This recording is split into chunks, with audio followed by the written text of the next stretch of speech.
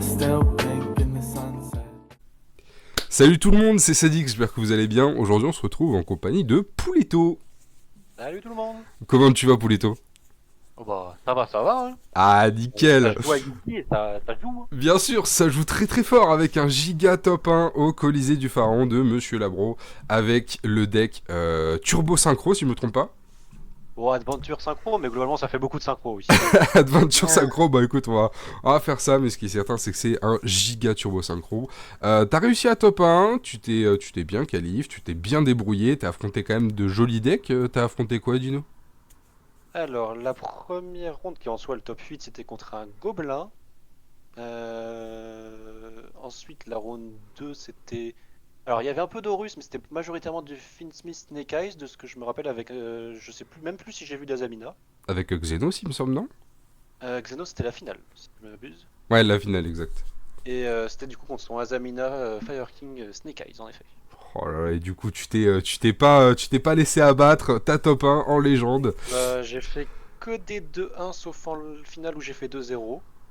Ouais, c'est ça, exact, Et exact. c'était quand Bon, même laborieux en soi. en tout cas, ce qui est très très certain, c'est que bah, félicitations et très très bien joué de ta part. Merci, merci. Alors, dis-moi, c'est quoi là qui te fait kiffer ce deck? Pourquoi est-ce que tu apprécies jouer ce Turbo Synchro? Alors pour l'histoire, ce qui est un peu étonnant mais qui est un peu marrant, c'est qu'initialement c'était pas le CDF 2024 mais 2023, je devais jouer SHS. Sauf que bah, comme beaucoup de personnes le savent plutôt, il a pris une certaine balle avant le CDF. Ah oui, effectivement. Et depuis ça, j'avais plus trop envie de foncer sur des decks méta entre guillemets à ce moment-là. Et je me suis juste dit quand j'ai vu que des synchroniques sortaient dans Dune à l'époque, donc l'extension avec le dragon cramoisi, je me suis juste dit, allez, je deviens un joueur synchro et je joue que des synchros et je vais partir sur ce deck-là et je ne changerai pas. Ah oui, d'accord. Et bah, ça fait une belle année que j'étais que dessus. J'ai fait pas mal de tournois avec des fois des hauts et des bas, mais je l'aime toujours autant et ça me fait bien marrer.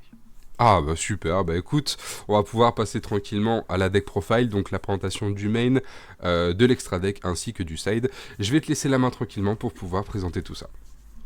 En plus, le petit Field Center Ah, magnifique hein, Caustic, celui-ci. ça celui-là il me fait toujours bien rire. Donc pour la partie synchronique, parce que dans Adventure synchronique, il faut évidemment qu'il y ait de l'aventure et des synchroniques. Bon ça je Tout vous à fais fait. pas un débat, normalement vous aurez ça. Donc pour ce que je vois en ratio, c'est principalement 2 poussières d'étoiles, un révolution synchrone, un assaut synchronique et 3 avions. 2 petites quarters parce que je les adore. Et après bon, j'avais pas les collecteurs en avion parce que je voulais pas me faire marrer, je voulais pas les payer, mais c'était une autre chose. 3 avions parce que c'est un superbe niveau 1 que tu peux facilement avoir accès et qui va te permettre de faire des synchros 5, dont une plus particulièrement que je vais vous présenter plus tard, qui est vraiment la clé du deck. Et en plus, un niveau 1, ça match assez bien avec toute l'engine Adventure. Un assaut et un Revo parce que tu aimes bien les voir en main, mais ne pas les voir, c'est pas dérangeant. Et bah, il te faut et quand tu vas résoudre Speeder, il te faut plein de tuners entre guillemets, donc autant chercher les niveaux différents. Et Revo est un parmi les meilleurs niveaux 3 actuellement comparé à Junk, qui malheureusement, son effet, c'est que à la norme. Et pour ce qui est de poussière, on en joue deux. On aime bien le voir dans la main, parce que bah, ça peut nous faire des plays. Pourquoi deux? Parce que généralement, on en jarte un avec Axel pour faire des plays avec Axel. Le niveau 5 synchronique que je présenterai tout à l'heure. Mais sinon, globalement, c'est les ratios classiques qu'on a pour cela. Ok. Ensuite, bah, vu qu'on joue 3 avions et qu'on veut le voir, des accès à avions, bah, c'est également avec dépassement synchronique. Ça nous force à jouer une certaine carte dans l'extra deck, mais en soi, ça en vaut ça en vaut c'est intéressant de l'avoir parce que un avion, que ce soit dans la main ou sur le terrain, bah, c'est trop bien et ça nous fait tous les plays, ça nous fait tous nos plays. Bon, ça se prend Impulse et H, mais ça c'est notre histoire. Mais quand les gens savent pas, bah, généralement ils te la laissent passer et t'es bien content d'avoir un avion généralement. Ok, donc Donc ça t'aimes peut bien toujours aussi, surprendre parce que les gens ne s'attendent pas toujours à en voir une. t'aimes beaucoup aussi jouer un petit peu sur cet aspect d'effet de surprise. Ah bah ça, autant qu'on peut, on essaye. Ah bah oui, ça t'as bien raison. Et donc pour finir la partie synchronique, on a Illumination qui se fait chercher par Poussière Étoile qui peut nous permettre d'extend via Éclat pour apporter un body 4 non-tuner, ou bien un autre body 4 non-tuner qui est Serviteur Robot. Alors pourquoi lui? Bah, c'est un niveau 4, donc avec Avion ça nous fait un robot, bon ça fait 5, hein, je vous laisse faire les calculs pour être sûr. Et également parce que c'est, comme je viens de vous le dire, un robot et on peut aller le tuto via avion parce que lorsqu'on fait une synchro avec avion, enfin lorsque avion est utilisé pour faire une synchro, il peut nous permettre d'aller chercher un monstre robot. Et lorsqu'on a un monstre robot qui est niveau 4, on va pas s'en priver parce que si on n'a pas caché la normale summon, on peut le normal et avec avion directement partir sur une synchro 5 et qui est notre ami Speeder. Ok. C'est une line très intéressante avec des niveaux 7 parce que le fait de pouvoir de faire Axel avec avion tuto et enfin tuto serviteur et respect avion puis normal robot, ça nous donne un Axel avec nos matos pour faire speeder et donc de l'avoir potentiellement inaffecté. C'est encore plus facilité avec dépassement parce que dépassement ne claque pas la norme et donc si on ne claque pas la norme, on peut norme serviteur sans problème derrière et pouvoir faire donc notre speeder. Donc ce qui peut être très puissant, effectivement. Voilà. Et une petite tuto à cramoisi parce que parce que c'est toujours ça un bonus en plus, ça nous permet d'extendre nos plays synchro globalement. C'est bien sympathique. Ok. Donc voilà globalement pour la partie synchronique. Bon, c'est relativement classique pour ceux qui connaisseraient à peu près le deck. Ce qui peut changer visiblement, c'est peut-être enlever un avion si vous le souhaitez, mais c'est pas obligatoire. Mais voilà. Donc comme comme j'ai dit plusieurs fois déjà, un avion, c'est trop bien, donc autant maximiser l'aspect de l'avion. Pour cela, on joue l'engine Diable, enfin du moins Wanted et Diable, Tout à fait. parce qu'avion est un niveau 1 feu, donc avec Sinful, je vous laisse deviner qui on va spé. Et Diable est un niveau 7. Un niveau 7, avec avion, qu'on spé on va dire avec Overtake, comme je vous l'ai dit précédemment, ça nous fait un Axel, Axel qui peut aller chercher, enfin avion qui peut aller chercher serviteur si jamais on a toujours notre norme de disponible, et donc ça fait entre guillemets full combo. Donc entre guillemets, Diable est pas une one card combo. On va dire 1,5 parce qu'il faut une carte à défausser et un truc attribut sur le terrain qui n'est pas Diable parce que nous Diable on veut la garder. Ouais. Donc c'est plus peut-être un 2 cartes combo vraiment si on veut s'intéresser parce que globalement tout le deck c'est des 2 cartes combo, mais c'est presque une one card combo ce qui rend la carte encore plus forte et plus intéressant à jouer pour nous. Ok. Donc ensuite, je vous parle d'Adventure depuis tout à l'heure mais j'ai toujours pas montré, bizarre. Le voici. Donc pour ce qui est du package Adventure c'est classique. Donc Fateful, Rite, Griffon, Dracobac et Enchantress, c'est celle que j'ai oubliée. Généralement je l'appelle Éclat, mais ça c'est juste un tic de langage parce que j'ai l'habitude de jouer tellement les deux que Ah oui, d'accord. pour rappel Éclat c'est celle-là si jamais, mais bon j'ai l'habitude. Pourquoi l'engine Rite? Parce que c'est un superbe package non engine entre guillemets dans le sens où le token sera un niveau 4, avec avion ça fait 5. Dracobac, ça peut être une free discard avec Diable et elle se replace derrière et donc un free cost avec original, encore mieux.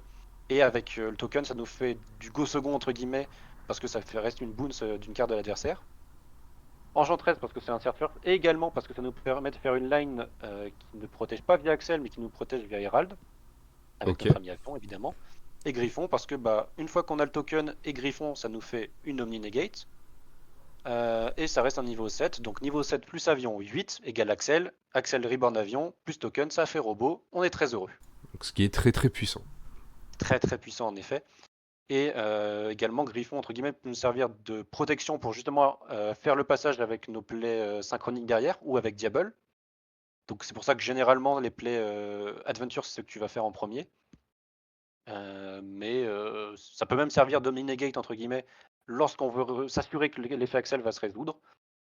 Et ça reste une bonne carte également, parce que c'est un niveau 7. Niveau 7 plus dépassement, ça fait 8. 8, ça permet de robot, taille tuto, et on a toujours notre norme, c'est full combo. Ouais, toujours partir Une foolish avec. sur les aspects, bien sûr, synchro. Donc On là, cherche c'est toujours à pas arriver mal à un d'accès niveau en 8 ou fait. 5 facilement. Ouais. Ouais, c'est On ça. vise 8, on vise 5, et si on y arrive, c'est parfait. Ok. Une foolish, ça permet d'envoyer Enchantress pour les plays Adventure, ou bien Poussière ou Éclat si on veut bridge un truc bizarre quand on anime un bizarre. Ok. Donc ça c'est principalement pour le main deck on va dire. Là on va partir un peu plus sur les free spots ou ce qui va nous aider. Pour ce faire on a Fenrir, donc c'est une très bonne carte de go second. Et encore une fois c'est un niveau 7, je vous refais pas l'histoire, mais les niveaux 7 on aime ça. C'est quand même une belle pression on board d'avoir Fenrir aussi. Hein. Ouais. Et même si jamais entre guillemets on n'a pas de starter, Fenrir à lui tout seul, si on a un accès à avion qui n'est pas via une spé mais via une normal summon, on peut juste le normal, avec Avion et Fenrir, on fait Omega, on va chercher notre robot pour plus tard. Et on respect un Fenrir une fois qu'avec Omega on a enlevé une carte dans la main adverse. Et théoriquement on doit affronter 5 cartes, mais avec un Fenrir sur le terrain et potentiellement les free spots à côté. Sachant qu'on a un combo, enfin on a un starter potentiel pour le tour d'après, étant donné que on a Avion dans le greffe qu'on peut reborn et Serviteur qu'on peut norm. Ok. D'ailleurs que j'ai dit tout à l'heure qu'Avion peut aller chercher Serviteur. Si jamais il va le chercher, il ne peut pas se respect via son effet, et inversement. On peut réaliser qu'un seul effet d'Avion par tour, qui malheureusement ralentit un peu, mais ce qui est pas plus mal on va dire. Ok. Une call by parce qu'on n'aime pas trop certaines entraps. Bien sûr. 3 TTT pour les mêmes raisons et parce que quand on s'en prend et qu'on peut quand même combo, on essaye d'enlever ce qui gêne en face. Puis une draw 2, c'est toujours très puissant. Aussi, des fois ça peut nous permettre de jouer si on n'a pas ce qu'il faut. Et ensuite côté entrap parce que je trouve personnellement que Board Breaker ce n'est pas suffisant actuellement dans la méta. 3 Imperm, 3 H parce qu'elles sont très fortes et que c'est général. 3 ogres et 3 drolls, principalement pour essayer de tuer autant que possible les adversaires Mhm. et les stopper aussi le plus vite possible pour qu'ils aient un board pas trop conséquent et qui soit passable de notre côté. Théoriquement, on pourrait jouer aussi Veiler parce que Veiler c'est un tuner niveau 1 et du coup tu peux faire des petites lines bizarres avec pour start des fois. Mais je suis pas trop fan de Veiler actuellement dans la méta. Et je me dis autant essayer de tuer le plus vite possible les combos de l'adversaire pour que derrière on puisse jouer. Ok. Donc ça nous fait 50 cartes dans le main deck. Normalement j'ai bien compté. Il y en a qui ont envie de compter, ils peuvent le faire. Ça fait beaucoup, non? Ça fait beaucoup, après t'as beaucoup de petites briques qui traînent. T'as Ouais. beaucoup de one-off qui sont par-ci par-là et que si elles s'additionnent entre elles, bah, c'est un peu embêtant. Est-ce que tu crois qu'il y aurait certains ratios sur lesquels tu pourrais un petit peu plus travailler dans le main ou tu trouves qu'il est déjà très correct comme ça? Moi 50 j'aime bien. Après depuis que j'ai commencé à jouer le deck, je suis passé par des 43, des 44, etc. Mais il y a probablement moyen de cut certaines cartes à 2 ou enfin qui passent à 2 ou à 3. Personnellement, moi en go second, j'aime bien retirer par exemple un dépassement ou même un avion pour rentrer du non-engine à la place.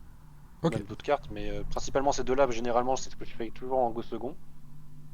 Des fois ils viennent à manquer, des fois enfin, la plupart du temps ça me gêne pas. Mais voilà globalement pour ce qui est du main deck. Après je pense oui, même les entraps théoriquement là j'en joue pour... Enfin je joue à 50 pour en jouer le plus possible. Théoriquement tu peux monter à 60 et rentrer d'autres engines dedans, ou même en cut certaines si tu veux avoir moins de cartes entre guillemets. Ok. On va pouvoir passer tranquillement à l'extra deck. Alors l'extra deck c'est relativement typique. Un Herald pour protéger, enfin justement la line que je vous parlais avec Éclat tout à l'heure pour le faire le plus vite possible et donc nous protéger d'une potentielle interrupt. En tant que niveau 5, bon, on va parler du GOAT, hein, évidemment le speeder. Celui qu'on veut se faire pour l'emporter. Quand il se résout, on est heureux, quand il se résout pas, on n'est pas très heureux. C'est pour ça qu'on veut le protéger du mieux possible, que ce soit via Herald ou bien via Axel dont je vais vous parler tout à l'heure. En autre niveau 5, on a une bibliothécaire. Je vais pas dire les 2 dernières lettres, on sait jamais, mais voilà. La bibliothécaire parce que draw c'est très bien. Et quand le combo généralement se développe facilement, bah, on a facilement accès à des draws. On a en général 5 ou 6 je crois. Ça dépend des lines qu'on fait, mais c'est dans ces... ou 4, 5, 6 dans ces eaux-là. Et bah, quand tu draws des entraps en plus, bah, ça rend ton board encore plus fort évidemment. Ce qui est également une des raisons de pourquoi pas board breaker et pourquoi entrap. Ensuite notre ami Guerrier Action qui est la target à overtake que je vous ai... à dépassement plutôt que je vous ai présenté tout à l'heure. Ok. Pour permettre d'avoir accès à avion. Il est principalement là pour ça. Après, son petit effet est sympathique de temps en temps dans certaines situations difficiles, mais c'est quand même sympathique. Potentiellement, il pourrait se cut si vous jouez pas dépassement. De même pour bibliothécaire si vous voulez pas draw mais vous faire d'autres plays, enfin d'autres endboard entre guillemets. Mais ça, c'est à vous de choisir lors de la confection du deck. Axel niveau 5, donc Axel synchronique, globalement, c'est un petit extender. Il peut permettre d'avoir accès à 10 spots ou à extendre un peu de temps en temps, c'est sympathique. Et même à faire des lines bizarres et nous permettre de jouer d'ailleurs. Chargeur parce que c'est une draw 1 et c'est un bon petit niveau 6 qui va vous plaire si jamais vous jouez une liste avec Trucilla. Mais ça je ne la joue pas donc j'en dirai pas plus. Ok. sympathique parce qu'avec Trishula, entre guillemets, tu peux en faire tu peux faire un Trishula facilement avec lui. Assaut plus éclat, et éclat te fait un token vu qu'elle a fait un poussière d'étoile. Et après, avec un autre niveau 1, t'as un free Trishula. Ah oui, d'accord, ok. Enfin, avec illumination d'ailleurs, en plus, mais voilà. Donc passons au niveau 8. Donc, tout à l'heure, on a parlé de beaucoup de niveau 5, beaucoup de niveau 8. Et maintenant, évidemment, Axel. Cette carte est incroyable, Le il faut le GOAT. dire. Reborn un tuner max niveau 2, donc ça peut être niveau 1, niveau 2, donc on adore Reborn Axel. Et son effet de tribute, qui est un effet rapide durant la main phase, tu peux le chaîne si ton adversaire fait nib trop tôt. Ouais. Par contre, si tu le fais et qu'il fait nib derrière, t'as envie de te tirer une balle, mais ça, c'est notre histoire. Ça t'est déjà Euh, arrivé? oui. Quand les Oh gens là là. connaissent la line, généralement, ils te la font à ce moment-là. Et t'es en mode bien joué. Ah bah oui, bah GG. Hein. Et vraiment, son effet de pouvoir du coup spé le Stardust qui est ici le OG, et ensuite de faire une synchro avec les matos, et de rendre inaffectés les monstres invoqués par synchro de cette manière, c'est vraiment trop fort. Ça fait que si on n'utilise pas Stardust, on a un Stardust plus, du coup, dans l'idée, robot inaffecté, et robot qui va invoquer tout le monde et qui généralement c'est gagné une fois qu'il se résout. Et si l'adversaire est généreux, il lance une entrap dedans et du coup bah elle sert à rien. C'est puissant. Et ça c'est toujours du bonus pour nous. Mais les gens qui le savent pas, bah, généralement s'y attendent pas et se font avoir. Tandis que ceux qui savent, c'est compliqué. Ok. Pour les niveaux 8, on a Crystal Wing parce que c'est un très bon niveau 8 et que une negate monstre c'est toujours intéressant. Généralement, c'est la negate qu'on va faire juste après avoir résolu Speeder pour se protéger d'un nib qui arriverait tard si jamais. Ou juste pour avoir une negate si on le souhaite. D'accord. Omega parce que rip des cartes dans la main c'est marrant. Le fameux. Son effet dans le cimetière est aussi très marrant, le fait de pouvoir reshuffle lui et une carte dans un des cimetières dans le deck. Oh, c'est puissant ça. Ça permet de recycler certaines cartes dans l'extra deck qui seraient au cimetière, ou bien tout simplement si on se prend un Maximus, bah, on envoie Omega une carte quelconque, et râle parce que généralement ça peut rentrer un peu partout, ça peut faire croire à Voiceless, et on récupère les deux dès le tour d'après. Comme ça au moins, il n'y a pas de problème. Dissipater en niveau 10 parce que bah avec Omega c'est un duo un peu iconique, Ah que bah ce oui. soit dans Snake Eyes, wait, il y a un problème. C'est vrai qu'il y a un moment dans Snake Eyes ils ont joué ça. Mais oui, Dissipater, bah, une très bonne synchro en soi, qui permet de rebound, etc. Et qui avec Omega en fait encore plus de petites cachotteries. Même si dans ce deck là on le joue. Enfin même si dans cette version là plutôt, on va pas tant le faire que ça, on peut le faire via Axel, comme je vous ai dit tout à l'heure, avec en envoyant poussière et le token d'éclat. Mais à part ça, ça dépend. En fait, généralement, ça va dépendre de la line que vous voulez faire. Si vous voulez faire plus bibliothécaire ou plus dispater, donc soit Nrip de 2, soit draw beaucoup et Nrip enfin, que de 1, voire de 2 selon la line. Mais bon, faut pas draw les bonnes cartes, entre guillemets. Ok. Et ça m'est arrivé plusieurs fois de draw bah, la carte qu'il ne faut pas draw, et du coup, bah, t'es obligé de Nrip que de 1 et pas de 2. Ah mince, ok. C'est Mais des bon, choses qui c'est pas arrivent grave. quoi. Passons au niveau 11, parce que dans cette version-là, c'est principalement le niveau 11 que je vais jouer. Donc on va jouer Punisher parce que c'est une très bonne carte étonnamment de time. Oh, le fameux. Parce que bah, le fait de pouvoir gagner l'attaque, la différence avec, enfin, gagner de l'attaque en fonction de la différence des points de vie entre mon adversaire et moi-même, quand je me prends une spooky, je suis très heureux. Ah bah oui, tu m'étonnes. Parce que globalement, ça fait que je tape à 3000, enfin je tape, il perd 3000 et après bah, j'ai juste à finir. Et c'est également un niveau 11 qui va nous permettre de faire une target pour Crimson. Parce que nous, en tant que boss monster, on va jouer Shooting Majestic Oh. Dragon x2. Alors les effets de shooting, c'est globalement, pour résumer, une negate d'un monstre à effet sur le terrain durant mon tour. Il gagne il gagne une attaque pour chaque dragon poussière d'étoile dans mon cimetière. Donc il y en a deux, donc il tape entre guillemets 3 fois à 4000, ça fait mal. Sachant que si j'en ai deux, bah, il tape tous les deux 3 fois à 4000, ça fait très mal. Wow, oui, d'accord. Et en entre guillemets en soft once per turn, c'est une Omni Negate qui se bannit et qui bannit la carte laquelle il négate l'activation. Et vu qu'il bannit, certes pas en coup, c'est moins fort que Blazar, mais vu qu'il se bannit, tu peux trigger Assaut et donc bannir Assaut, le respect et en avoir un troisième gratuitement. Ça fait très très peur, surtout quand l'adversaire a déjà perdu 1 à 2 cartes dans la main. Tu as du coup potentiellement 3 Omni Negate entre guillemets en comptant Assaut et une Negate monstre. Généralement, c'est difficile de jouer. Ouais, donc ce qui est très très puissant quand même. Hein. En effet. Et relativement facile d'accès généralement. Bon, sous shifter, ça dépend. Enfin, il y a certains facteurs qui font que ça joue pas. Mais sous certaines autres entraves, généralement, c'est toujours accessible. Ok. Sauf si elles sont bien calées, évidemment, parce que il faut que Speeder se Tout résolve. à fait. Bon, c'est quand même jouable sans lui, mais c'est quand même, on préfère quand même le résoudre. Et donc, là, comme on l'a vu, bah, le board peut être assez conséquent, mais il est pas, enfin, il est sensible à certaines cartes, que ça soit Super Pot, parce que bah, généralement, Shooting est vent et Crystal Wing est vent également. Ou Ouais. bien on pense davantage à notre ami Dark Ruler. Et donc, comment faire pour gérer contre Dark Ruler? Bah, on pourrait théoriquement jouer le Maladium niveau 8 dont j'ai oublié le nom qui me permet de chercher une trappe. Je crois que c'est Amritara si je me trompe pas. Oui. Mais dans mon cas, c'est pas le choix que j'ai choisi. J'ai préféré jouer en side 3 fractures de gravité. Donc en soi, je n'ai pas de moyen de la tuto sauf via bibliothécaire en espérant la draw. Mhm. Et c'est une carte vraiment intéressante parce que même si tu te prends Dark Ruler, ton adversaire il fait une invocation et tu lui dis il joue plus. Eh bien. Parce que globalement, c'est on envoie un monstre cimetière fast recto, enfin on envoie un monstre synchro fast recto qu'on contrôle au cimetière et on annule l'invocation, on détruit la carte et il peut plus invoquer jusqu'à la end phase.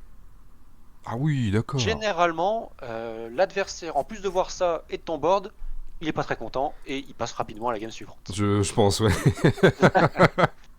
Et même sur des mains entre guillemets, bah pas de chance, t'as obtenu ta fracture mais que t'as pas de play derrière, bah entre guillemets juste faire une petite synchro qui traîne sans vraiment jouer, bah ça peut suffire. Il me semble que tu l'as fait en plus, Fracture, en finale. Je l'ai fait justement face à un DRNM en game, enfin peut-être en demi plus qu'en finale.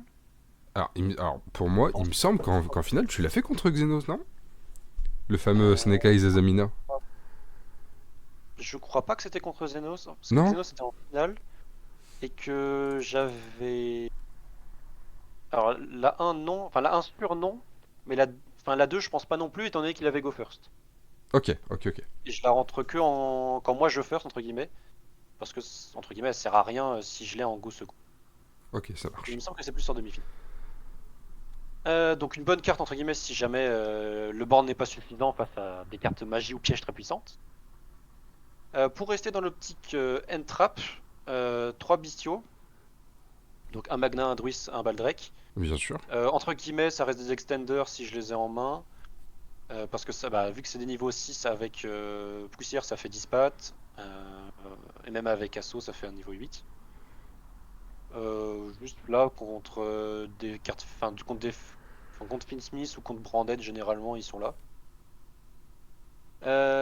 Sinon, je joue également 3 Cancre la Vengeur pour. Bah, étant donné qu'on essaye de faire au mieux d'affaiblir en face, bah, les Azamina, généralement, ils aiment pas trop cette carte-là. Ah non, non, non, ça non.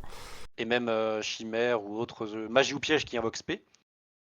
Ce qui est d'ailleurs très marrant, c'est que du coup, théoriquement, je me le prends sur Rit. Oui.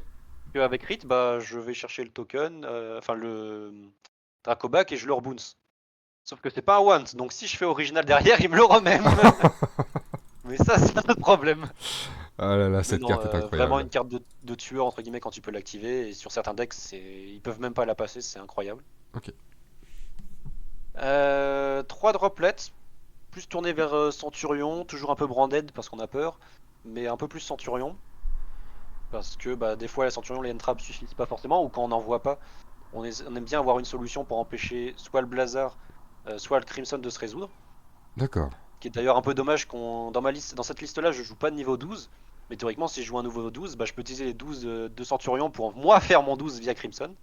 Ah oui, bah oui, Mais effectivement. ça, c'est un petit truc marrant quand tu le fais, mais bon, en soi, c'est plus dans les miroirs Centurion aujourd'hui qu'il y a ça. Et pour terminer, 3 cyclones, parce qu'on n'aime pas trop les floodgates. On peut en générer, enfin, comme moi j'aime bien dire, c'est que on peut gérer une floodgate à la con qui traîne, avec Dracobac et Rit, parce qu'on la bounce dans la main et hop là, elle est plus là. Mais généralement, en gérer deux, c'est compliqué, donc on essaye de trouver des moyens pour les gérer plus facilement. Ok. Voilà, voilà pour ce qui est du side et pour ce qui est du deck en général. Eh bien, super.